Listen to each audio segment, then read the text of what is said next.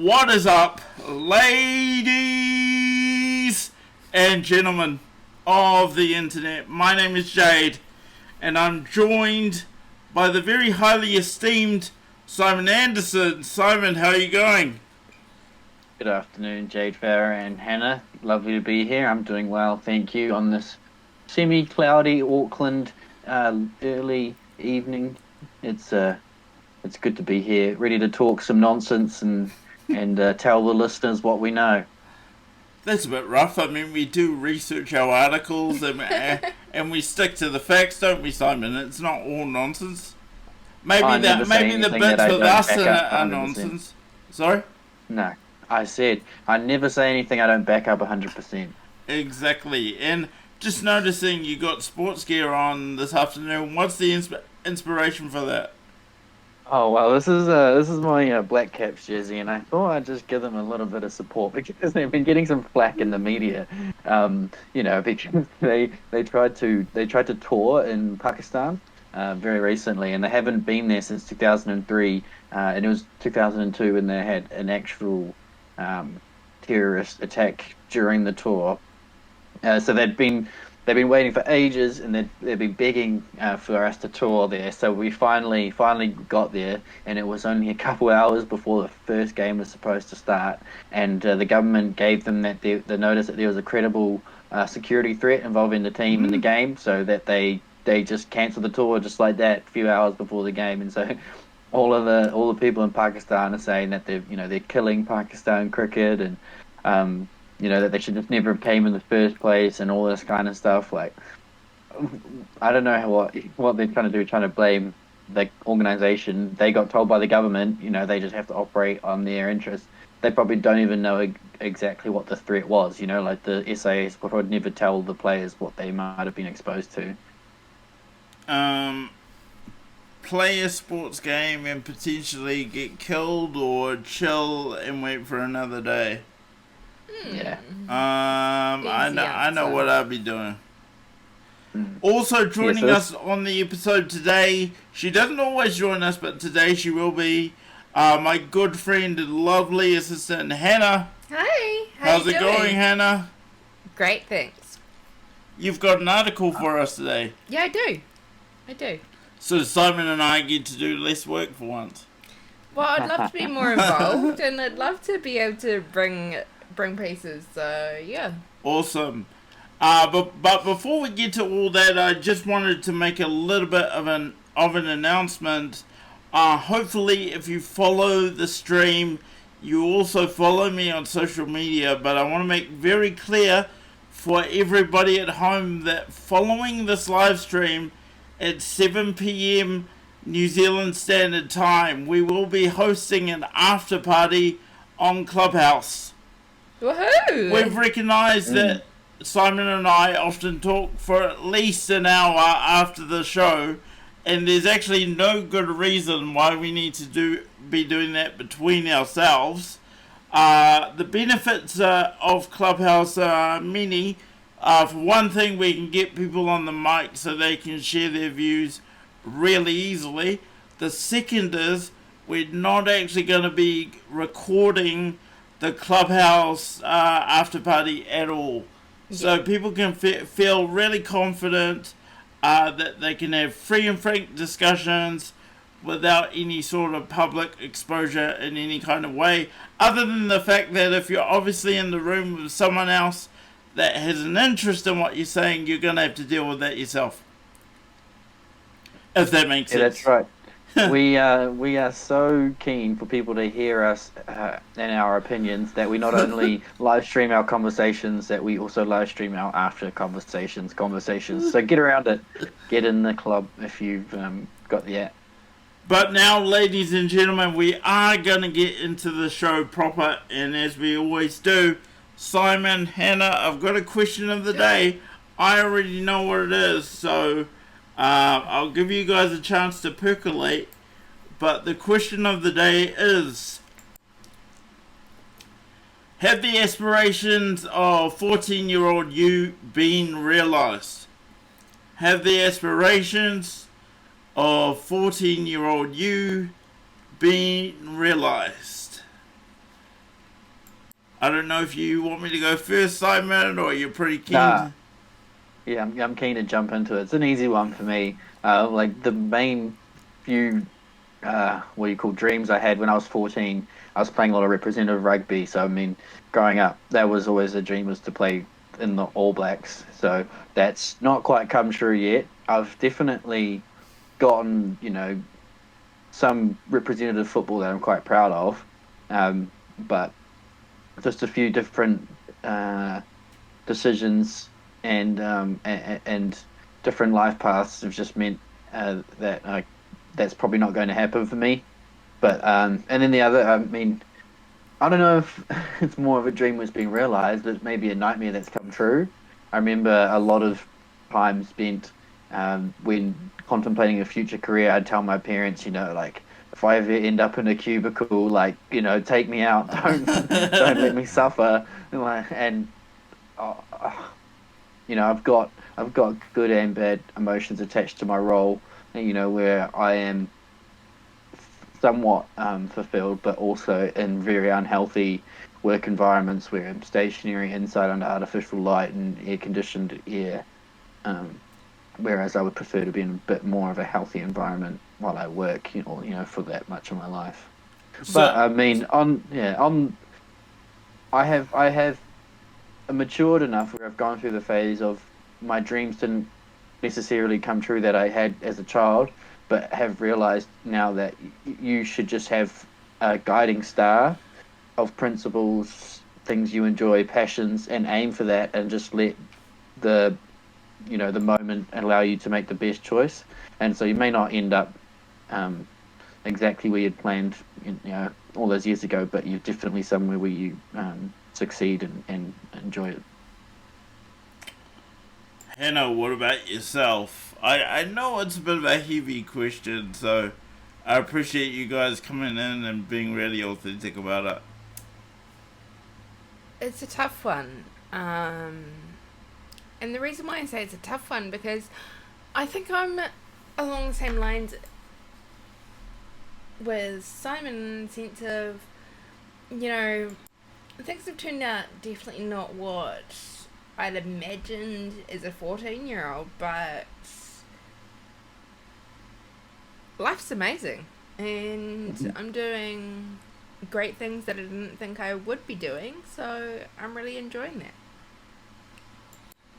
Okay, and for me, I guess I'm the only one brave enough to outright say no, and I'm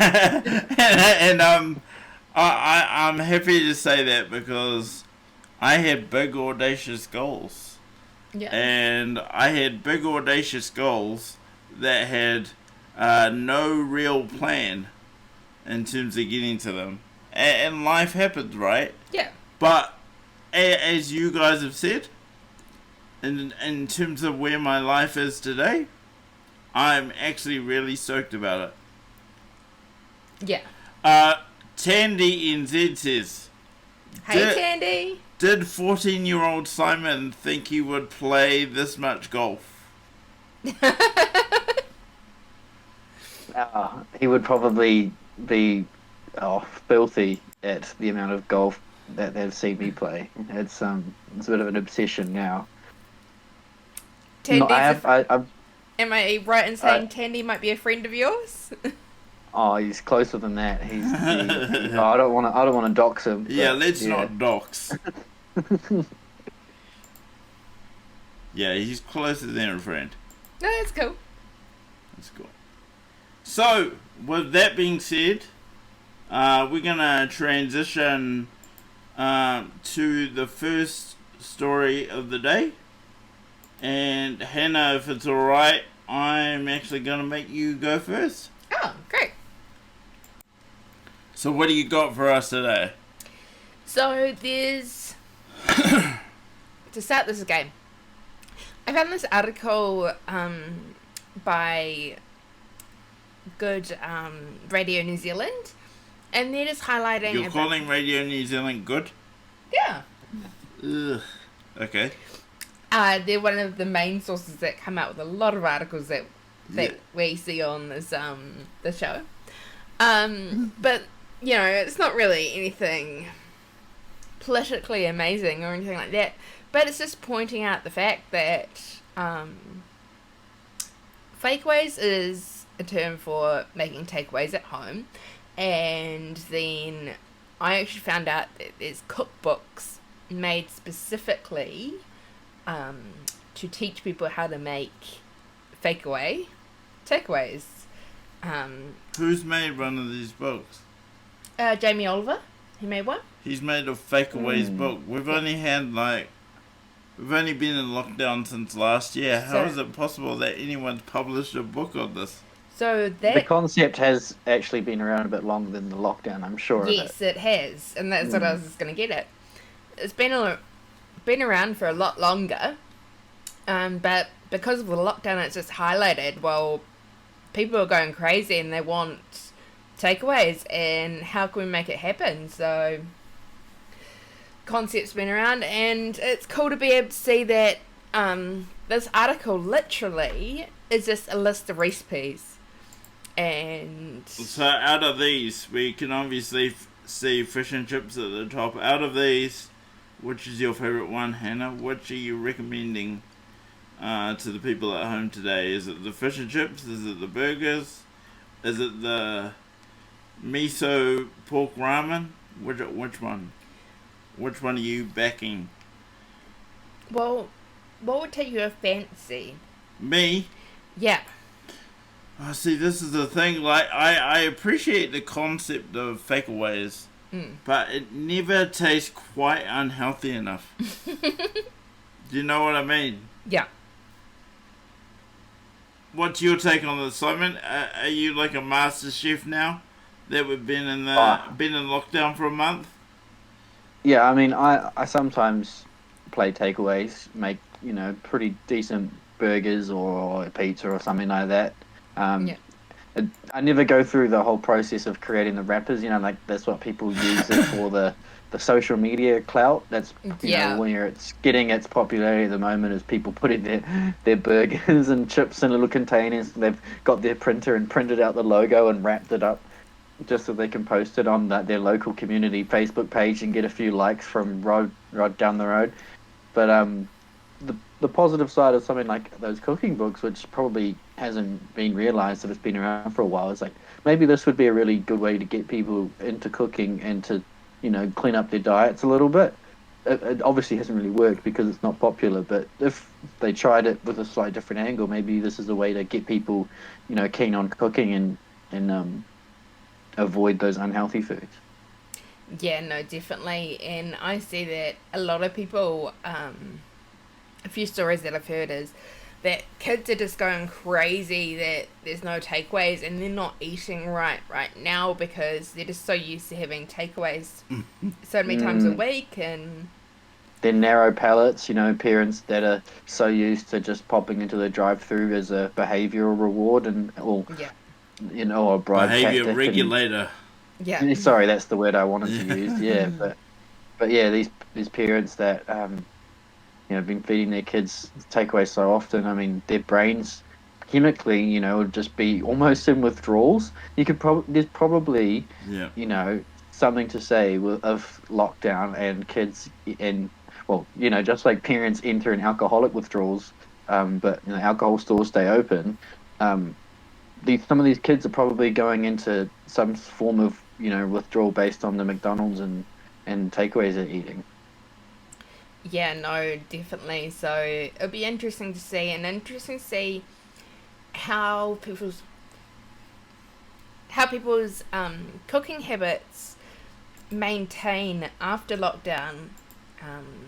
So that was something I'd be really interesting. But the one thing on the article that I definitely have to back, I haven't made it yet, but when I read it, I thought, yes, I want to make it. And that's the pork miso ramen. Oh, I've got that. Was definitely my favourite. Yeah. Yeah, I've got the picture up there. Yeah, that's me. The one thing I'd say about this though, Hannah, is I've also seen reports that supermarkets are taking advantage of the situation right now, and costs seem to be exponentially high. I don't have a lot of detail on that, but reports are that supermarkets are taking advantage. What do you have to say to that? What are you seeing with our shopping, for one thing? I'm not seeing a massive difference, but I think it's those individuals who aren't used to cooking certain items per week, like maybe they'll buy one mince a week, for example, and then they end up wanting to make burgers and then wanting to make spaghetti bolognese then that week. Then it's, buying mince twice and it's more expensive to. Then they're thinking, right, well, to get all the ingredients right to make it taste like a certain way, I think families just aren't used to purchasing certain things for their week shopping. So, yeah. Bottom line, you're not convinced the prices are going up? No. That's very interesting. Simon, do you have an alternative view? It's hard to tell. I shop just purely for myself, and shop really as and when needed. Like, I'll just run into a store and just get what I want for the day or whatever, and just get by every couple of days. So none of my shops are ever the same, so it's hard to kind of get a balance. But I probably would assume there's definitely some merit to articles about the supermarkets, taking advantage and raising prices. They've been proven to be colluding on prices before, supermarkets, and aren't the Commerce Commission investigating them for being a price fixing at the moment anyway? I heard something around that, but can't speak with confidence. I would have to look it up, but yeah, I'm sure that's a thing. I didn't realise it was our Commerce Commission. I didn't Australia. realise. And yeah, so that'd be really interesting to find out more on that. I didn't realise that, and it's kind of partly too, maybe it's certainly what I'm buying at the moment that could be changing things around. So with our shopping, there's other ways they've been taking advantage. I've heard that Pack and Saves in southern parts of Auckland have started increasing the amount of fried chicken that they serve out of their hot deli. Apparently there's I haven't seen it, but a friend of mine, he said he saw videos of lines of people with empty trolleys waiting for the deli part of the supermarket just to get the fried chicken out of the hot, warmer bit there. And what else did I see? Oh, there's some Asian supermarkets running sly takeaway on the sly there. They'll you can get your groceries and buy some individual Chinese meals as well. I mean, good on them, fair play. I mean, why not? Yeah, why not? But we're kind of in a pandemic, and people are kind of struggling. Unfair. It is unfair if other businesses, that would normally serve that product can't do so. When supermarkets are not the best example of a clean, hygienic, COVID-safe environment, we call it essential because it's a supermarket. But if you assess it on its health and safety, it's not that safe there if there was to be a COVID there. But if you're talking about lots of different butchers and fruit and veg shops and smaller markets, and there's not as many people visiting those, you're probably spreading the risk. Well, yeah, it's a different approach versus concentrating the risk and isolating the risk. That's why it just seems quite hypocritical, when you have such a bad example of a safe place to be in a pandemic, but it's one of the only places you can go to right now. Yeah. I want to stay with that point because, Simon, this is something that Hannah alluded to earlier. One of the things that I kind of thought about is that people automatically refer to panic buying in the stores because they see everybody lining up. But the actual fact of the matter is, people aren't panic buying. You're just seeing the people that wouldn't normally be going to the grocery store for their food having to go to the grocery store for their food. And those people aren't the most calm and chilled out when they're at the store, because they don't normally go there. They don't know what they're doing. They're nervous. There's supposedly the disease in the community. They're frightened, and that's why you get all these like altercations at these places. And to your point around, supermarkets aren't that safe, I kind of want to unpack that a bit. But say we were to allow sort of local greengrocers and local butchers to stay open. I mean, I'm not an epidemiologist and they're going to destroy me in the chat, but it does enable for more locations of interest. But wouldn't incidences be smaller? I'm literally trying to follow common sense here.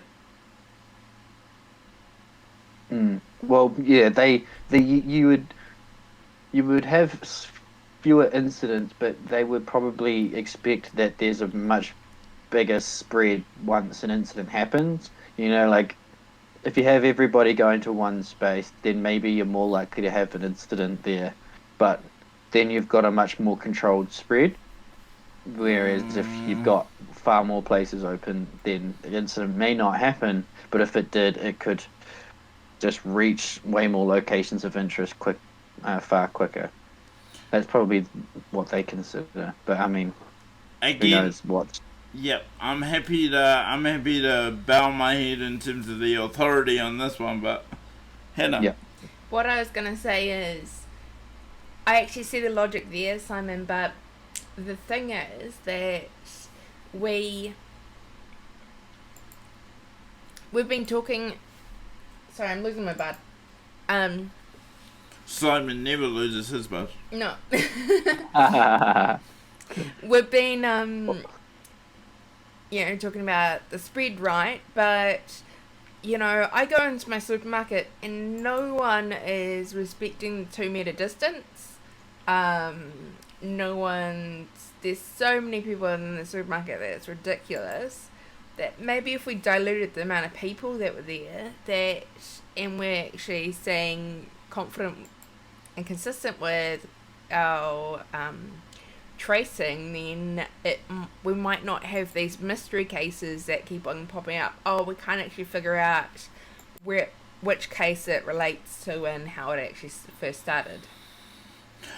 We've got Trip Fantasy in the chat. Trip, it's been a long time. He's over on Twitch, and we also have... Hey, Trip. Bear with me here for a second. We also have Daily Survival over on DLive.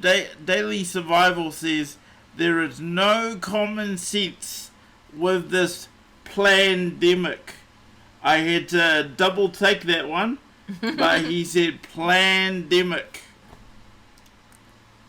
So thank you so much for being in the chat, Trip. It has been a long while since you've been with us, so thanks for coming out this evening.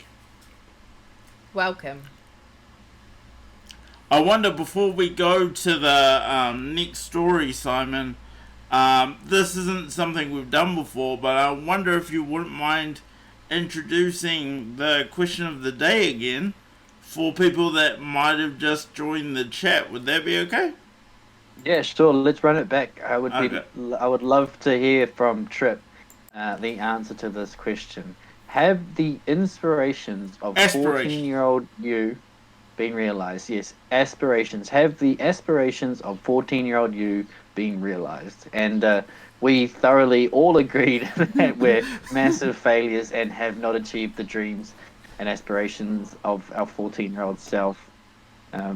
So, Trip, and was it Daily Survival on Daily DLive? Daily Survival on DLive. Yeah. Let us know if you've made 14-year-old you proud as punch. So, Simon, right about now, I believe we're going to be talking about cows and toilets. Those things don't sound like they go together, but apparently they do now. Yeah. this article just tickled me in so many different ways because it's so stupid. Like um if you consider a scientific endeavor, it's one of the most stupid you could think of, but it seems really effective and super helpful and um also super obvious to me. I just was thinking, how have I not thought that this could be a thing? And maybe it's because I've just had this ingrained belief in me my whole life, just dealing with them in personally and seeing them in TV and stuff, that cows were just the stupidest animal, besides the sheep. Sheep and cows up there being the most stupid animals that would not last on their own in the wild longer than a week.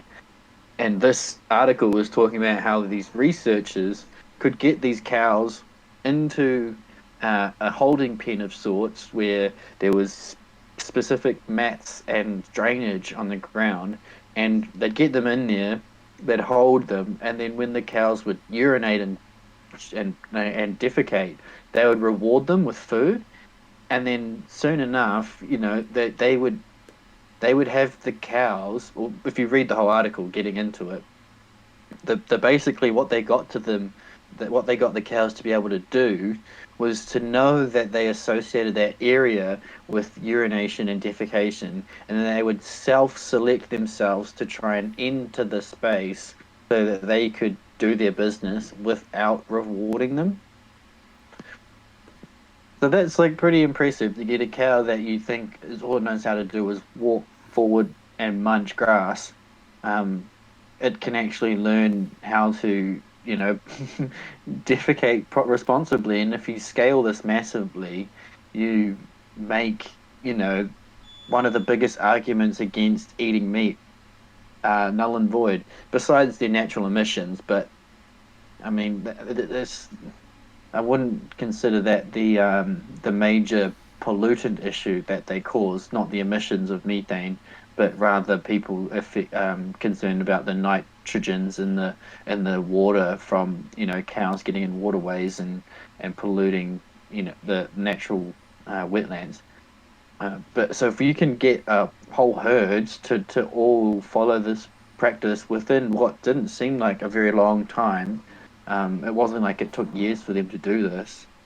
You could get the whole country's worth of cows, and then you wouldn't have this massive argument. Well, I'm sure there'd be a few vegans and vegetarians that I would say, well, they're not so bad on the environment anymore. You can have your steak now. Trust me, it's good. I just read this article and thought this is so cool. We should talk about it. Does the article go into like the scientific applications for this? Like, I'm trying to understand, why are we researching cows being able to take a shit in a certain place? What does that actually do for the scientific community? Well, I mean, it allows. Oh, there is the science. If maybe if you could scroll out and see if you real could look fast, for- I got to pause right here. I'm yeah. very sorry, Simon. God King Buster with the tier 1 sub. Thank you so much. Hey. Thank you so much, God King. It's raining subs. Love Thank it. you. We appreciate it. It's been a while, God King. Hope you're doing well, man. Hope you're doing well. Sorry, Simon. All that excitement. Yeah, no, I'm just trying to find the. Oh man, all I can find is the audio. I'm trying to find the link that I sent you. But if you scroll down, maybe I can spot it. There is the numbers of the proposed reduction in greenhouse gases and water contamination. The amount of. Oh, so this is literally about this shit. Yeah. Yeah. That's what they toilet drain them. So then the shit gas doesn't go anywhere. You can literally put it in a container. Yeah. Oh my god. A giant like a giant cow litter box. Yeah. Yeah. Yeah. So keep scrolling and see if it goes to like the numbers of what sort of. Here we are. Here's some Here numbers. If we could collect 10 or 20% of urinations, it would be sufficient to reduce greenhouse gas emissions and nitrate leaching significantly. Notice they didn't actually use figures though. Well, I mean, that's if they're saying if you collect 10 to 20% of urination. So I mean, that's a pretty small. That's 1 in 10.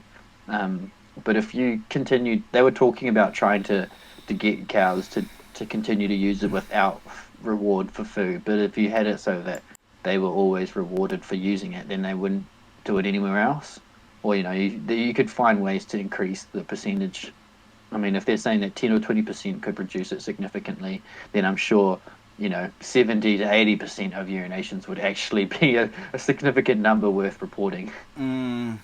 No, that's amazing, and I can see the benefits straight away, Simon.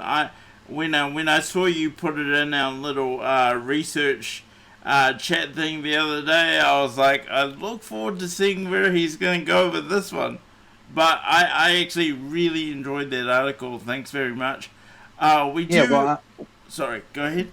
I was just going to say, we have, such a massive focus on the clean and green image of New Zealand, and also a high level of environmental rules and I guess expectations of the public of how our dairy farmers and just cattle farms in general should operate. So anything that we can do as a country to reduce their impact on the environment, it just means that we can keep eating red meat for that a little bit longer. I don't want to eat bugs. I don't want the bug protein. For health reasons, I have actually considered going vegan, but the bottom line of that conversation is can't do it, mate. I'd rather die a meat eater than put myself through that. But Simon, if we could just pause for a second. We've got some action in the chat. Trip would like to respond to our question of the week. Thank you. Trip says, funny story, when I was 14, I wrote a letter to myself talking about goals for the future. They equated to get a sports car, get a girlfriend, but most of all, be true to yourself. I'd like to say that my 14-year-old me's safety valve in the last one made it impossible to fail. That is a decent response. Nice. A decent response. And if you... Impossible to fail. Impossible. And if you have just joined the chat, like a couple of people have, and you would like to be part of the question of the week, I'll read it out now. Have the aspirations of 14-year-old you been realized? Have the aspirations of 14-year-old you been realized? We'd love to hear your response to that question. Awesome. Just gonna check on over in DLive because I tend to forget about them. I think everybody does. Daily Survival over on DLive says, my answer is no. I wanted to be a ballerina, ended up being an engineer. Oh, solid pivot. Yeah. Pivot. That is a little bit of a pivot, but Thanks for the honesty and thanks for sharing. Engineers are... Sorry. I was going to say ballerinas and engineers know a thing or two about pivots. Different types, but... Oh, now I get it. I'm the black guy, so I'm a little bit slow, but love that one, Simon. Love that one. Well, thank you. I am the dad joke without being the dad. I think we have more over on DLive. Just give me 1 second here. LOL says Daily Survival. So, Simon, if I'm honest with you, I kind of struggled with the transition for this next one. So I'm hoping we can tag team this next bit. You've had all the articles, and we have discussed this offline. And actually, I came in pretty enraged a few seconds before the stream. So you're definitely aware of what I'm going to be talking about next. Oh yeah. But,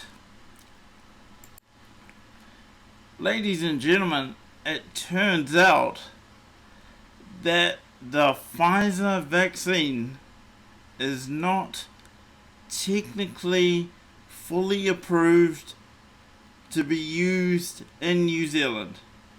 I'm only really comfortable talking about New Zealand because that's where I live and stuff. But I found out just before the stream that this is also the case in other places. But Simon, did you know that we only had provisional approval? Yeah, I went looking for this stuff for a little while. As soon as the vaccine program started rolling out, I immediately went looking through the Ministry of Health website to try and figure out what research we had done in New Zealand and what sort of status had given it, because I was fully aware that the FDA had given it emergency authorization. They'd never ever given it any sort of approval. So I was like, okay, if that's what's happening in the States, then MedSafe's probably, just going to operate in a similar fashion. And I didn't have a strong understanding. Like, if somebody asked me before you made me aware of it now, do you know if it's approved? I wouldn't confidently say it is or isn't. But I have gone and had a look at this before. I mean, if it's not approved in the States, it wouldn't be approved anywhere else. It's probably the case. And this next bit for me is not vaccine. I wouldn't call it vaccine hesitancy. I want to talk about why are we promoting the vaccine so heavily as we are when it's actually still in clinical trials. Like, is that a fair enough question, Simon? The answer you'd get from most people is that, well, there's a raging, out of control global pandemic happening, and we need to do everything we can to stop it, including and convincing everybody to take in a vaccine that's experimental and hasn't had any sort of long-term research done on it and hasn't had any definitive approval from a reputable health organization. Yeah. And are we just supposed to be cool with that answer? Yeah, well, because they've done the research, they've done the science, and it's safe, right? That's what they say. Well, it's effective, it's safe, that's what they're telling us. So here's the thing. Like I can be down with words like provisional, right? But I had to understand what that meant. It's not on this page, but Hannah, you were able to discover that Pfizer is in their third stage of clinical trials? Yeah. So, you think of it as an emergency being for it to be granted. The thing is that there were four stages for the Pfizer vaccine, and it's concluded the third stage, but that was based on the fact that the study was done at the time was for people over 65, and it was really what they literally say on the Pfizer website is phase 3 will have 300,000 individuals participating in it. You think that a clinical trial should have a placebo also. So we're in a raging pandemic and people are taking placebos. So Is that Hold understood? on, are you saying that some people in the public literally are? Is that what you're saying? Because we got to be really careful here. This would be in America. This would be that when they know they're in a clinical trial, to actually have an effective clinical trial, you actually have to have Oh, got you. correct Yeah. data. Yeah. So I'm not saying in New Zealand, no, Yeah. but I'm saying in America. And if they're only just concluding the phase 3, we're not looking at those younger than 65. And I think what people don't actually understand too about they don't understand that it's still in a clinical trial phase. And do people in our country actually realise that we're doing something that people say, oh no, that's not why COVID exists. To be able to take Pfizer, we've got to share all our data on individuals who've taken the vaccine and any side effects that occur at all for Pfizer to know. So are we sharing data with America for people to learn about it? Is it just health? I would say, of course we are. I think that was the deal that was broached, wasn't it, Simon? That we all had to share all of our data. But I'm saying, is it just health? Is there something else that could be shared? That's another podcast episode. Yeah. So Simon knows a lot more about Five Eyes than I do, to be fair. Yeah. Yeah, well, I mean, it seems we're slowly losing favour. I mean, I haven't really looked into the detail of it. It seems a little bit performative, the measure, but this forming of the US, UK, Australia packs, you know, like, and they get submarines for being in the Cool Kids Club. That's all I seem to know about that. But I mean, yeah, I would say we're still pretty tight with the Five Eyes organization. I mean, they're definitely our number one partners, unless we're somehow secretly aligned with China and undermining the Five Eyes organization on behalf of them.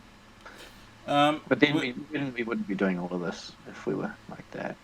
Just got a few comments around D-Live, Simon. And I'm gonna butcher this for the most part because I'm black and slow.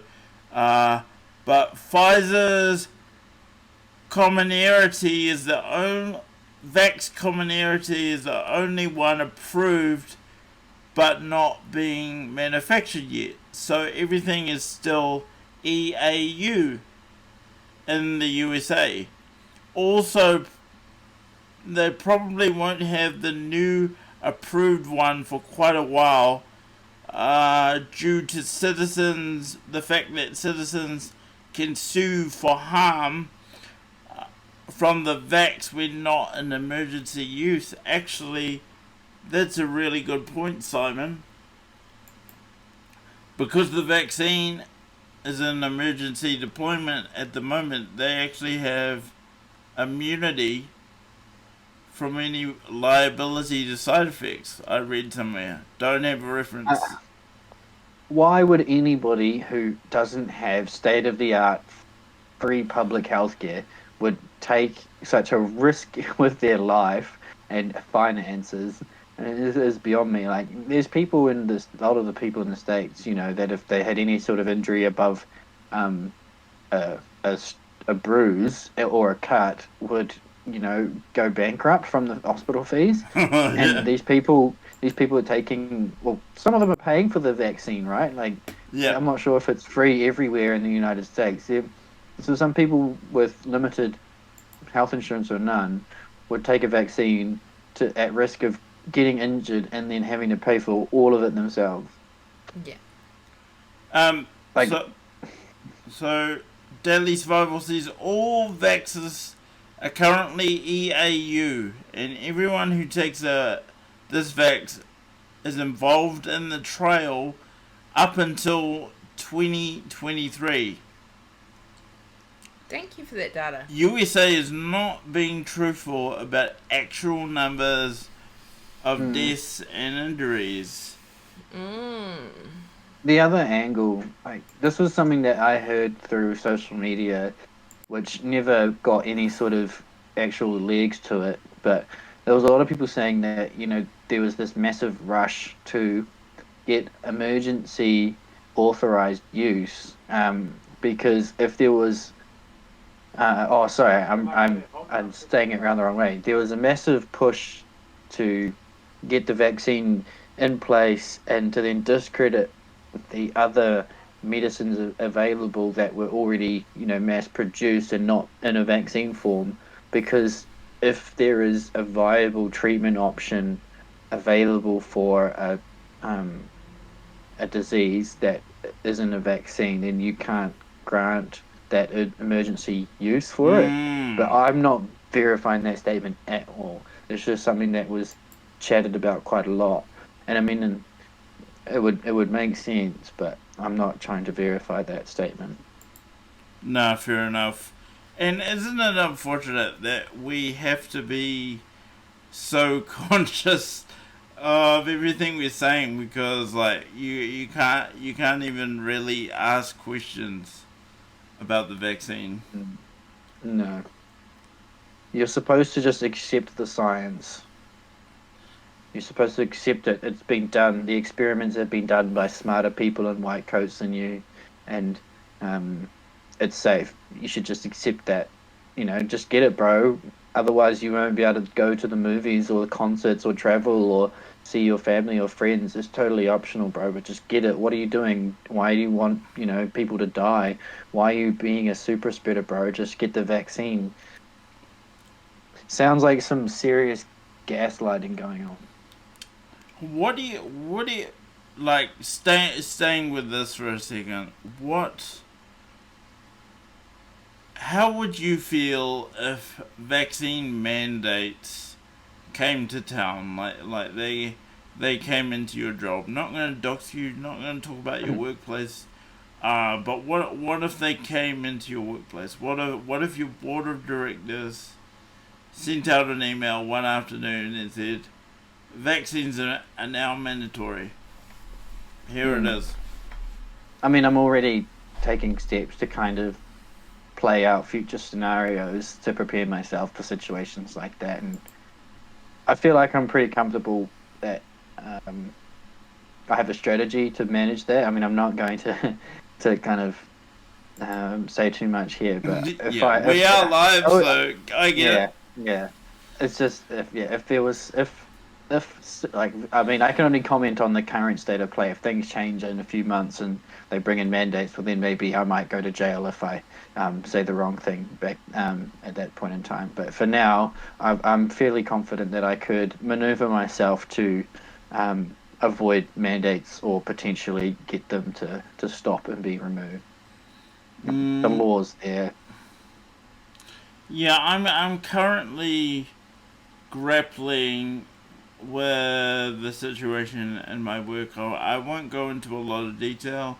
Really don't want to do that live. Perhaps we could take that conversation into the clubhouse. Just for you guys that have just joined the stream in the last 20 minutes or so, we will be having a live Clubhouse. It's not really live, it's just audio. We will be live on Clubhouse. We're calling it the Here Is What We Know after party. It's going to be on Clubhouse, as I've already said. If you want to get the link, there's an event right now on my Facebook. That's facebook.com/Jade Farah Official. Facebook.com/Jade Farah Official. And you'll be able to find the event, find the link, and join us in the clubhouse, where we can expect things to go deep, dark, and fascinating all at the same time. But mandates, I just can't. I just can't dig it. I can't imagine. I suppose I can. Employers will be thinking, well, particularly in New Zealand, the vaccine's free, so we can just make everybody get it, and we've sort of abdicated our responsibility um, for health and safety. We can kind of tick that box and say we've done it. So even if someone does get sick from the vaccine, we just say, oh well, there were risks and we all knew that, and off to ACC you go. Yeah, it was only a few years ago where they changed the company the company law or Companies Act, sorry, to make directors and businesses liable for harm from injury to their employees and things like that. Like you could get charged with company manslaughter kind of thing. Um, that I was kind of applauding that kind of stuff because um, people sit a shell company away from something that runs itself into the ground on purpose and sucks the profits out to leave a liquidated mess. Those directors and those people could get held liable, or somebody at Fletcher's who sits in an office all day and doesn't care about the state of the work sites that his staff are on, and somebody falls off and perishes. Those executives could take some of that liability for that person's injury or death.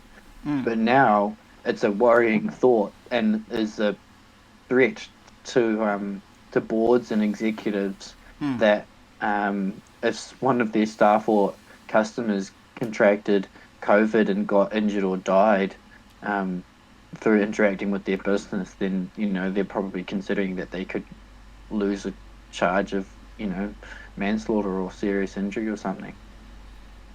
The issue that I also have with company mandate is, there's nothing being put in place for what if you are literally going to.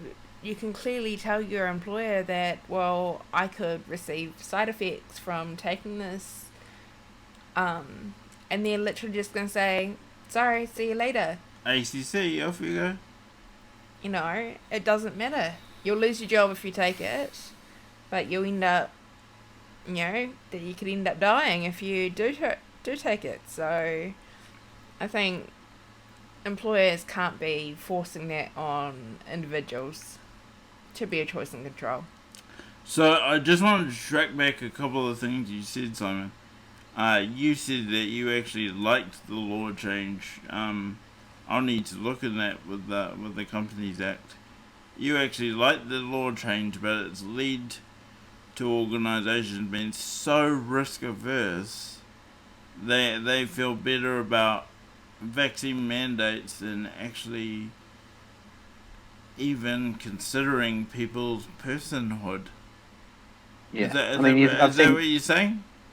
Yeah, I've seen a lot of articles, and then also just experienced it with my own role, where any major decision is massively influenced by health and safety, and where boards, just at the end of a board paper or board report, just wanted to make sure that there was a tick box that said the health and safety kit was stocked.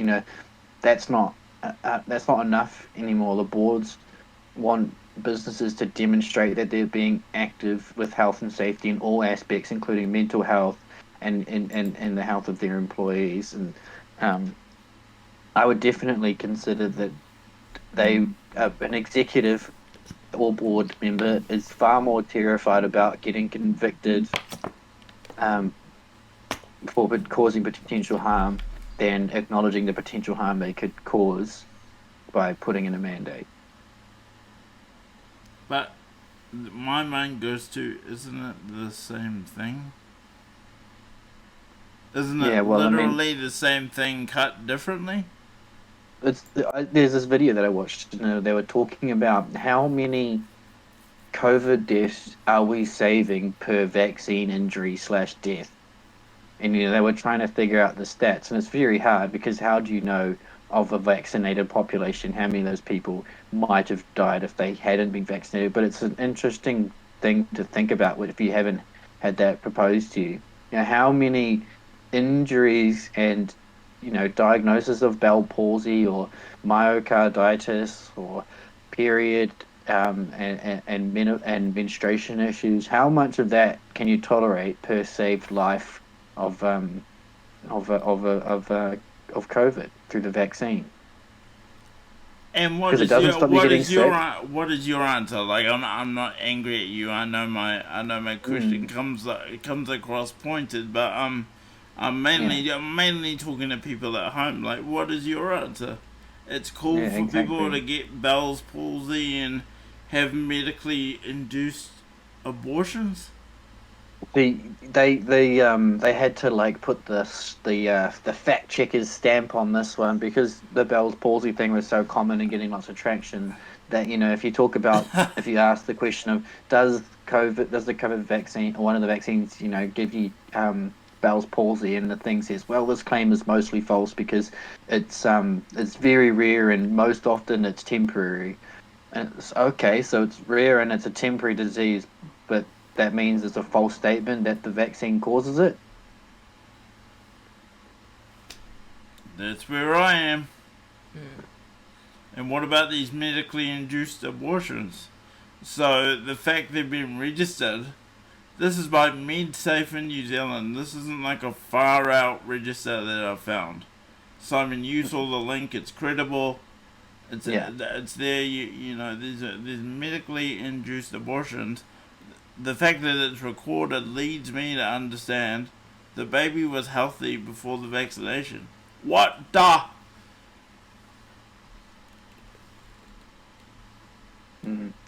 And it's so hard to know how close to the true number of injury reports it is. People say with the United States, with their vaccine injury reporting system that's been around for decades, they think that it operates at around 40% of actual events are recorded. You'd probably, if you're being generous, you'd say, well, the large percentage of that 60% that are unreported are probably quite minor, but you never know how many people, just toughed it out and had something serious. Like, do people even know how to report? It's not easy, and especially if you're suffering from a severe vaccine reaction, you're not in any state to go online and submit a report. But what I didn't quite get to say just then is that as soon as there's any sort of anecdotal post, even if it's from the person themselves, there is this rabid support base of probably assumed mostly fake robot accounts that just tarnish that person standing, and saying that, oh, you have no idea if there was linked to the vaccine. People get this illness all the time. Like, how dare you try and undermine public health policy? Like, all this stuff. You're trying to get people killed. Like, that is the most insane stuff I've seen written online.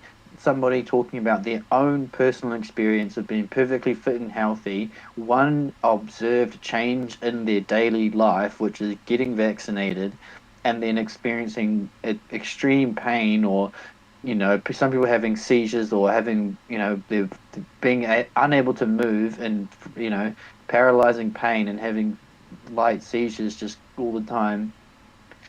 And people are just jumping at the chance to discredit their experience and try and get it removed, for being any slight chance that somebody's post on social media is trying to get people to question how safe this all is.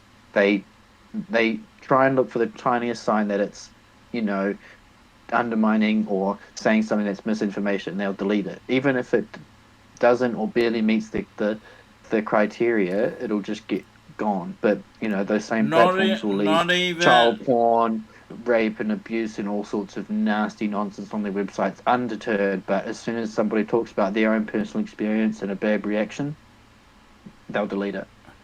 Twitter does some pedophilia on YouTube, basically fine.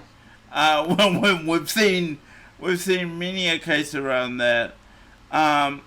Simon, just going back to the mandate though, and I suppose I really want to dig deep with you into the Companies Act. Maybe that's something we can do in the clubhouse. Pull that up on the screen and really deep dive into the Companies Act. But after thinking about it, I'm not sure if it was the Companies Act or the Health and Safety Act that affected companies. It was one of the two. Well, we'll find it. It was to do with putting more liability on the heads of the people in executive positions for failures at the operational. I'd really like that, because I was trying to find that information last night actually about are companies allowed to be putting these company mandates, and what does this mean for people, and basically some people will feel forced to get it, and I think I even heard you say to me, Simon, that some people can't just be bothered with not taking it, so they're just going to go ahead and take it. So look, I'm all for people having the vaccine. Simon and I have confirmed on the record at length we're all for people having access. We want people who want it to have it.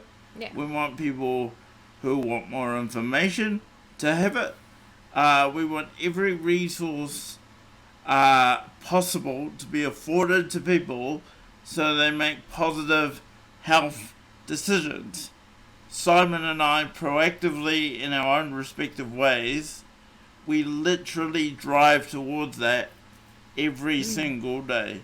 What I am saying as an individual, and not representing the organisations I support, is maybe we should wait till the trial is finished before asking people nicely to vaccinate. Well, the other thing that I also thought of that I was trying to say a bit earlier was you're trying to get all these people to vaccinate when it's actually been proven that the Pfizer vaccine doesn't cover you was just tested and recorded under the original variant that we had, not Delta. So it hasn't even been looked into, and does that mean that it's changing and developing and looking at different ways of actually moving forward with a new vaccine? Because that's what happens for the flu. It changes when there's a different strain of flu. We've already got booster shots, talking about there's interesting discussions going on how the government's, not progressing with ordering booster shots to try and get people to get their first dose instead, but it's the same vaccine. Well, it's hard to know, there's probably some legitimate and also sinister reasons for why they've all of a sudden changed the name of what it's called commercially. This thing that they're getting approved called Community. It's economically and commercially different to the vaccine that we've all been using around the world from Pfizer, but the advice that these health organizations are saying is, it's the exact same vaccine and everything, there's nothing different, it's just called a booster shot, for ordering and stuff like that. But there's probably something different. And why are we going for the same strategy that we used against influenza, but it hasn't worked? Just to kind of jump off what Hannah was saying, we're going to start chasing this dragon and we're never going to get there, like a poor addicted heroin addict. We're never going to get closer because the virus will mutate faster than we can make a vaccine to stamp it out. Unless we find a vaccine that prevents people from getting symptomatic, prevents people from passing it on and going into hospital, then maybe we'll have a chance. But currently, the vaccine does not do a very good job, or the job that they said it would in the trials, in terms of stopping people getting COVID, just getting into hospital, or getting sick. I think by the time we wait for the end of the year, there'll be, you know, a far there'll be enough data of different countries with really high vaccination rates and still really high cases of COVID, because you'll realize that you're still getting COVID, you're still going into hospital, and you're still spreading it even though you're vaccinated. I want to be super clear because, we do live in an era of online outrage. I want every person on the planet to be healthy. Like, I don't want anything read into what I'm saying to mean that I don't want people to be well. It's actually the opposite. I'm really uncomfortable with asking people to inject themselves when they're at stage 3 trial phase. Like, bearing in mind what Simon has said about the company slash Health and Safety Act, like, I have to take that into account, Simon. I've actually learned something about what's driving some of this behavior at an executive level, but at the end of the day, my job, as I see it, is to think of the well-being of people, not only my ability to go to jail. Like, I would feel super bad if I got a health and safety report that said we even had one person get an adverse reaction from the vaccine. I would feel super bad, and the response would be, go to ACC, enjoy your life. That's it. I mean, supposedly this Delta is so much worse that if we were just to rely on our lockdown approach once COVID entered the community, like what we were doing before we had vaccines, that we wouldn't make it. That we'd get to a point where our hospitals and stuff would be overflowed so badly that normal procedures couldn't be carried out, and people would, be left to die on a hospital bed. But they talk about the number of cases, and they talk about people in hospital, but I mean, there's only a small fraction of those people that what is it, like, we've had over 1,000 people diagnosed with COVID, and how many people have been put into hospital itself? There's only ever been about 20 odd or something max in our country. Let's be clear about that. In our country, for this current outbreak that's thrown us into level 4. Well, Simon, I'm on pretty much a down buzz, and I feel like we've kind of got to a good place where we can probably think about transitioning into the clubhouse. I think there's so much more I want to say, but it's probably not for here. So I'm going to look to wrap up the show now. I'd like to thank everybody for coming out this evening. I'd also like to thank God King for the tier 1 sub. Thank you, God King. I did forget that it is September, so Twitch has been so kind to make subs a little bit cheaper this month. So if you're thinking like you want to spread some Twitch love, September might be the month to do it. And Simon, any final thoughts before we head off into the clubhouse?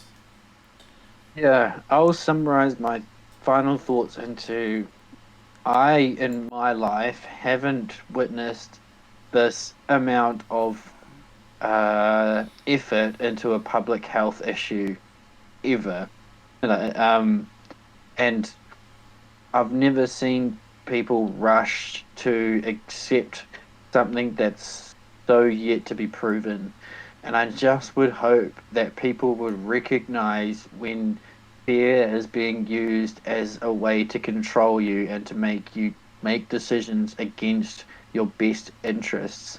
If you feel like you're compelled to do something because you want to avoid a situation from coming to reality, you are not operating for your best interest. You are operating at the best interest of the person who has controlled your mind to be fearful of something that doesn't matter.